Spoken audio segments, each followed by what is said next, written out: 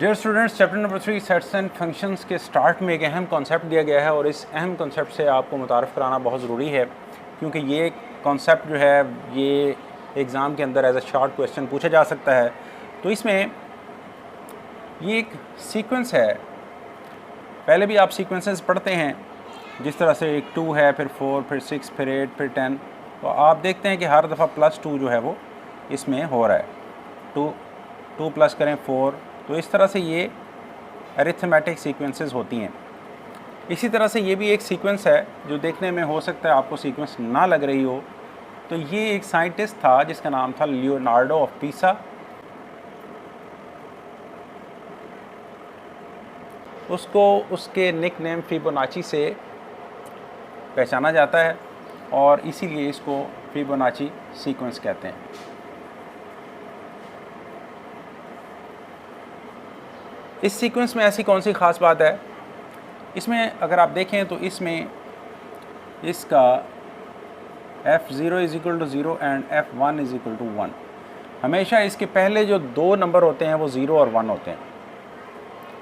उसके बाद इसके जो जितने भी नंबर आएंगे वो सारे पिछले 2 नंबर्स को जमा करने से आएंगे। जिस तरह से 0 और 1 को जमा किया तो आपके पास 1 आ गया। फिर अगला नंबर लेने के लिए 1 और 1 को ऐड किया तो 2 आ गया। फिर 2 और 1 को ऐड किया 3 आ गया। 3 और 2 को ऐड किया 5 आ गया। 5 और 8 को ऐड किया 13 आ गया। 13 और 8 को ऐड किया 21 आ गया।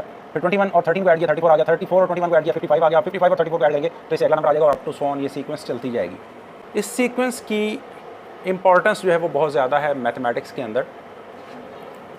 इसमें एक तो ये जो नंबर लिखा हुआ है, इस नंबर को क्या कहते हैं?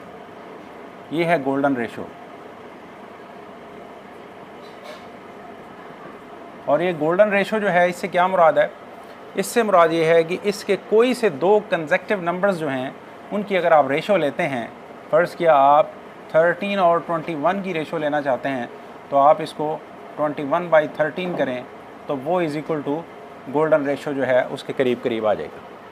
कोई से 2 नंबर 55/34 कर लें तो वो गोल्डन रेशो के करीब करीब आएगा। अब इसके बाद आ जाते हैं इसका रिलेशन विद नेचर की तरफ। तो नेचर में जब आप आते हैं, देखते हैं, तो सबसे पहले ये देखें 3, 5, 8।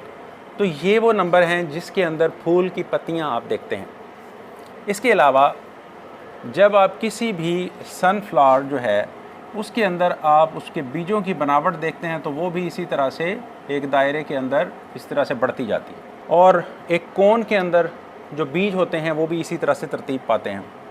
एक जो शेल होता है, घूंगा जिसको हम कहते हैं, उसका जो खौल होता है ऊपर, तो वो भी इसी तरह से इसी नेचर के हिसाब से तरतीब पाता है।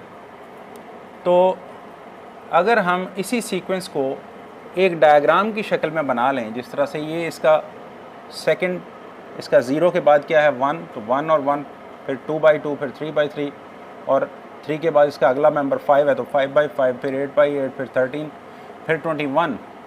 तो इन सब को जब आप मिलाएंगे और इन से एक आप ग्राफ बनाने की कोशिश करेंगे, इन सब को मिलाते हुए,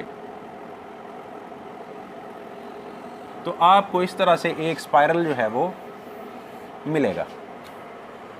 तो इस तरह का जो स्पाइरल है इसको फिबोनाची स्पाइरल कहते हैं।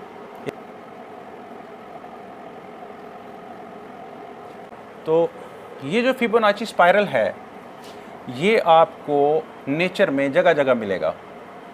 आप गैलेक्सीज़ को देख लें तो गैलेक्सीज़ जो है वो भी इसी तरह से फैली हुई हैं। आप जो कोन हैं उसको देख लें, आप सनफ्लावर के अंदर सीड्स की अरेंजमेंट को देख लें, तो इस तरह से बहुत सारी इसकी एग्जांपल्स हैं जो नेचर में हमें मिलती हैं।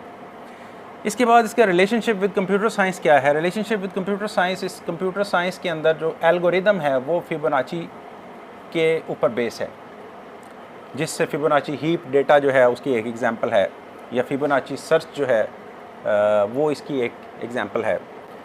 तो ये एज ए शॉर्ट क्वेश्चन पूछा जा सकता है 9th के स्टूडेंट्स से, O लेवल के स्टूडेंट्स से उनके एग्ज़ाम के अंदर।